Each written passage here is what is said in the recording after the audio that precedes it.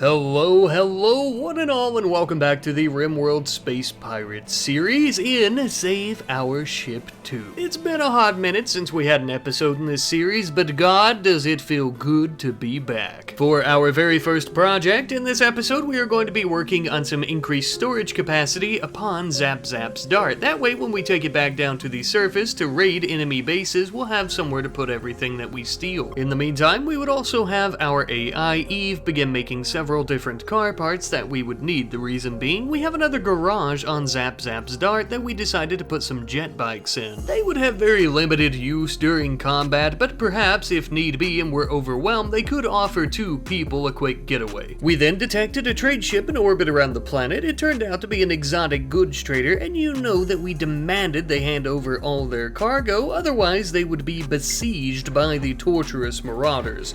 And as you might expect, they accepted. Most of what they had were simple resources like plasteel and components, but we actually had an Archotech spine as well as an Archotech arm. In particular, I thought it could be quite interesting if we gave some of these bionic parts to our good friend Mankatry, who has been in cryosleep for a very long time now. Of course, though, this was due to the fact that she is missing 2 arms and 1 leg, and she wasn't really useful for much. Well, until now, that is, but first we're going to need to build some sterile flooring in this very small hospital room. Once that was completed, surgery could commence. And to be honest, I'd be lying to you if I said that there was any drama or really anything interesting going on with these surgeries, as both of them went off without a hitch, thankfully. Of course, though, that doesn't mean that she is without issues. I mean, she's still missing 2 of the 3 original missing limbs. That Archotech spine should make her a little bit faster, but it definitely doesn't replace her leg. While we're waiting on her anesthesia to wear off, though, I'm going to be naming our cougars. First up, we have our first cougar that's going to be named Mittens,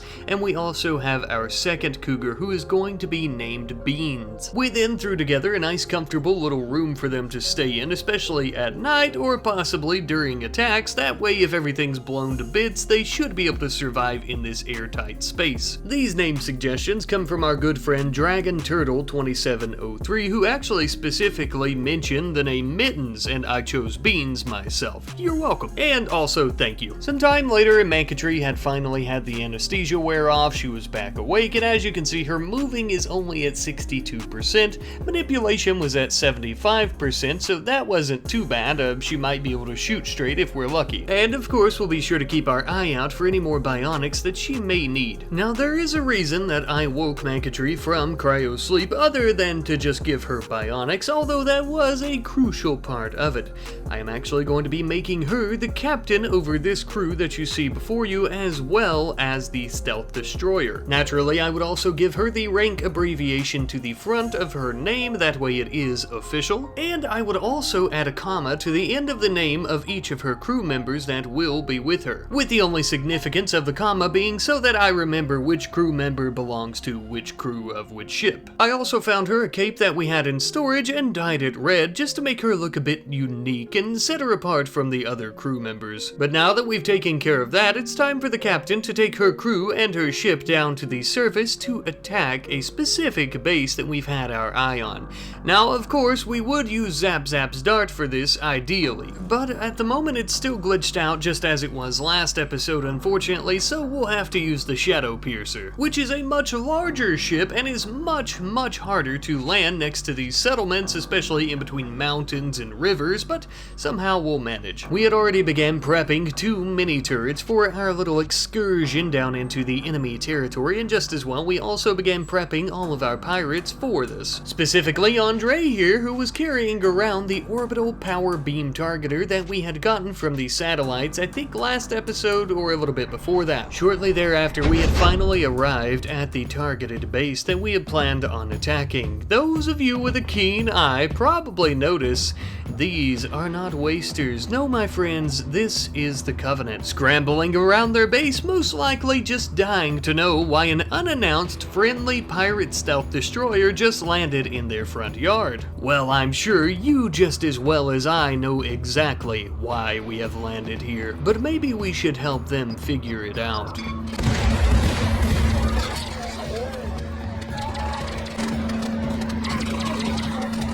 Well, that seemed to do the trick, severely wounding and weakening our former allies. For you see, my friends, we have come for their superior alien weaponry. Weaponry we knew they wouldn't give up so easily, and that's why we had to use our targeter orbital beam weapon against them to try and weaken them as much as possible. And they were severely weakened by it, so much in fact that after a few hours of fighting, they decided to try and flee and regroup to attack at a later time. Not all of them were so lucky though, as we had a handful of them that were actually injured and lying on the ground with some pretty decent stats, so we decided that we would tend to them and capture them. Now you might be asking yourself, Rat Knight, why wouldn't you just trade with the Covenant as they were your allies, or at the very least they were tolerating your pirating escapades? Well, one, the Covenant really hate humans, which is the majority of our pirate forces, and two, that would cost an absolute fortune to try to do. Doing it this way, not only do we end up getting plenty of their advanced weaponry, but we also get to take some of them hostage, like this young grunt here, who we will no doubt be able to recruit quite easily. We also get to strip the armor off of those that we are not going to be recruiting, and we get to sell it and or give it to any of them that we do end up recruiting. Just as well, we also end up getting plenty of Forerunner metal and silver and any other resources they have at this base. I was pretty pleased with the 3 candidates that we had for recruiting into pirates, although I ended up noticing that one here, Bitten or Bitten or whatever, actually was unwaveringly loyal, which is a little bit of an issue, as you know. Now even so, theoretically we could end up enslaving him instead, but he had an absolutely outrageous amount of will, so we're not doing that. Sorry about that, big fella, it had to be done. But now comes the more tedious part. We're going to have to try to haul all of these weapons back into the Shadow Piercer, but not only that, we're also going to be deconstructing some of the Covenant walls and Forerunner furniture, like these tables and chairs and things of that sort, of course, to get all the resources. But then we also have to haul all those, and you know the drill by this point, and it takes quite a while to do so. So in the meantime, as we're hauling many of those resources, we would also be expending some of those resources to build ourselves 2 large autocannons at the front of the ship. We would also begin cutting down plenty of trees so we can get plenty of wood that we can actually refine into chem fuel when we get back into space. But realistically, I was just trying to run out the clock until the Covenant reinforcements arrived. Now that might sound a little bit silly, but these soldiers no doubt have plenty of good weapons and armor. Weapons and armor that we can strip from their corpses, if you catch my drift. I'm sure you do. Utilizing the weapons that we had previously taken from their fallen comrades made this easy peasy lemon squeezy. Well, at least somewhat. Even trying to utilize plasma weapons to burn through the Covenant advanced armor systems was still quite difficult, but we did end up managing it, and those few survivors ended up running away. Our newly appointed captain was a little bit injured from the occasion, but she should be fine after we get her into the med bay where we can heal her. Those few remaining Sangheilies, not so much, I'm afraid.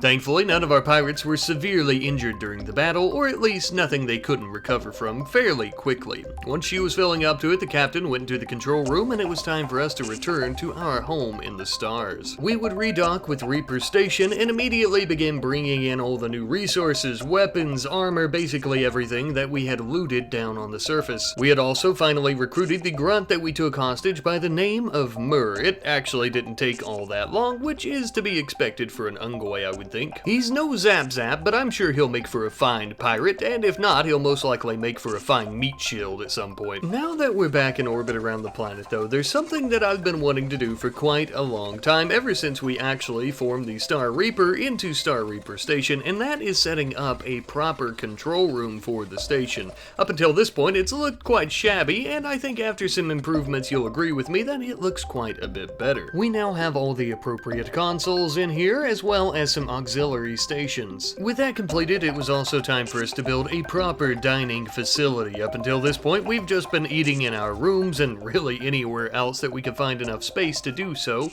and our kitchen was once again quite shabby, so we've tried to fix that issue as well. Back over at our Megalodon-class cruiser, the unnamed AI had finally recruited the 2 prisoners that we had over there that used to be part of the crew. Lucky for them, they once again get to sell the stars in this big behemoth, but under some new colors, our colors. First up here, we have a new pirate whose name I can't pronounce, so I'm just going to call him Ko. And as you can see, Ko has quite the shooting, mining, and animal skill. He is also a delicate, nimble slowpoke, which is an interesting combination. We also have Leza here, who has an okay shooting skill, a pretty good melee skill, and a very good social skill, and just so happens to be a fast-walking body purist with a great memory. We would have our two new pirates go ahead and equip weapons right away, because not only are they two crew members that were part of the old crew, but they're also the only two crew members we have aboard other than the AI. Naturally, they'll be expected to protect this vessel with their lives, although the Megalodon ship is also equipped to the teeth with all sorts of weapons, so I think it'll be fine either way. Back aboard the Reaper station, I noticed we had a baby cougar running around, and then I realized that Beans the cougar is pregnant with yet another, so we're going to have to figure out if we're going to keep them or sell them or whatever. I wanted to try to tackle the issue of Zap Zap's dart not being able to go down to the surface, so I actually cut the tip of it off and reattached it using a salvage bay, but this still didn't fix the problem, unfortunately. And by this point I had run out of practical solutions, so I actually used dev mode to completely destroy the inside here where the control room was, the dining room, and basically all the portions that I saw that seemed to be glitching out, and I replaced them, but even this didn't fix it. So for the time being, we're going to continue using the Shadow Piercer instead. I also wanted to mention that I am actually going to be using Henry as the AI for the Shadow Piercer ship, as his afterlife casket is aboard the ship. It only makes sense. And with that being the case, it's only fitting that he be the one to take us down to yet another Covenant base for the attack. Though it must be said that this small settlement is unlike any Covenant base that we had ever seen before. It would seem that this location was not founded or built by the Covenant, but commandeered, if you will, from what seems to be the Waster pirates. Not that we really care, but the only issue with that is that that does mean that they've also taken over the defenses of the base as well as added their own, which could be a little bit of a problem. However, that being said, the base is very small and appears to be quite understaffed, with them lacking a good bit of manpower, so unless they have something up their sleeve, I'd say this will go over pretty quickly. Upon landing, we focused our initial attack on their defenses, and this seemed to go pretty well as the remaining few that were there began to run away. I was expecting the battle to be over pretty quickly, but not this quickly, although of course we have seen when it is a proper Covenant base, it's nothing this simple. With that being the case though, the only thing left for us to do was finish off the remaining bits and pieces of their defenses and go in and take all of their loot. Which wasn't all that much, as you might have guessed based on the size of this settlement, but we got some weapons, and most abundantly, and or most importantly, was resources, of course. However, back in orbit, we were experiencing a little bit of a problem. As you can see, there are 3 spirit dropships dropping off a lot of Covenant troops. If I had to guess, these have probably been en route to the station since we originally attacked the first Covenant base. With this overwhelming amount of troops, as well as their ships being so close to the station, we wouldn't be able to use our defenses. Instead, we would have to send our own people out, as well as use our shuttle and the weapons that are aboard it. Not necessarily an issue per se, but more of an inconvenience, as the shuttle immediately had its shields broken by the superior plasma weaponry, so we had to move it. Thankfully, we were able to utilize the shields of the station itself though to keep our people out of danger for the most part, and utilize our rockets as well to ensure that the enemies are always in harm's way. A cheap tactic nonetheless, but we have grown rather fond of it. And I will be the first to say that their armor could take one hell of a punch, but it still would not stand even a fraction of a chance against our barrage of rockets. And with that being the case, eventually we would manage to cripple the enemy lines, causing them to flee, or what was left of them, I should say. Those who did remain would be stripped of their armor and torn apart piece by piece until they were dead, as none of them actually had any useful skills. As for the spirit drop ships, we couldn't take them over and commandeer them, unfortunately, so we would tear them to shreds as well. They dropped a lot of useful resources, one of which was actually a lot of chem fuel, but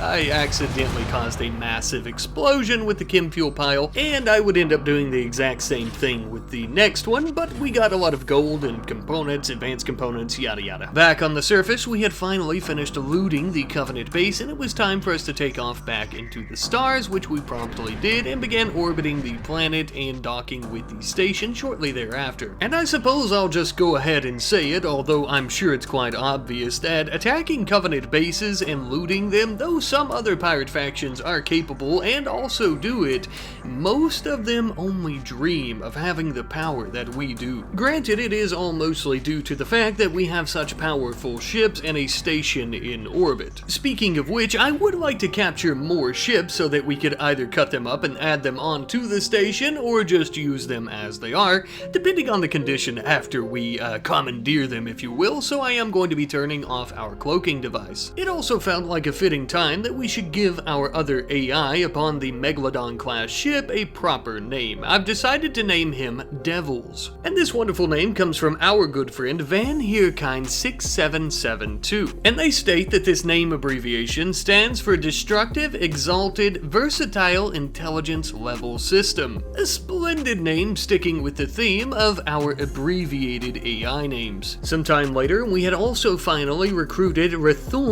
into our ranks, one of our Covenant Singheili that we had taken hostage previously. He was apparently a beautiful, bloodlusting cannibal who was great with animals as well as intellectual tasks, and he was no stranger to many other skills, it would seem, as well. Welcome aboard, little buddy. We also ended up crafting a beautiful red sash for Admiral Udo. That way he kind of is more distinguished among our ranks, and we can tell him apart from the others whenever we have to have him do something. And I'm sure you've noticed by now, but the sash, as well as the robe that we gave to Captain Mancatry earlier, also sticks with our black and red theme. Now that all the customization is done though, as well as some recruiting, I felt that it was a good time to expand on the station once more. Unfortunately, there were no vessels in orbit around the planet that we could try to take and add on to it, so we just decided to kind of expend some of our resources once more. The new room that I'm adding onto the station here is going to be for coolant tanks, and the reason for that is because I want to make these shields on the station basically invincible. So that way, by the time that the Covenant, the UNSC, bounty hunters, other pirates, whoever have gotten our shields to the point that they're about to overheat, their vessels will have been reduced to smoldering ash. During the construction process though, I noticed that the camera was shaking all over the place. Turns out that the station and our ships have entered an asteroid field. Wasn't too much of a problem though, as we would quickly engage our engines to try and get away from it. Thankfully, due to the durability of our shields, of course, we didn't have any issues with them damaging our hull either. You know what though, I've also been so busy with trying to dominate the planet below, I hadn't even noticed that Jingles here had blossomed into a youthful child instead of a baby, running around in her own EVA suit on her tiny little pudgy toddler legs. But wait, what is this? Finally, a ship has detected us, another ship that we can add onto our fleet and dock with the station after we've captured it, no doubt. Actually, it would seem that our sensors are detecting several ships. This appears to be a hostile fleet. My dear God, what have we done? Battle stations, everyone. This is going to be one hell of a fight.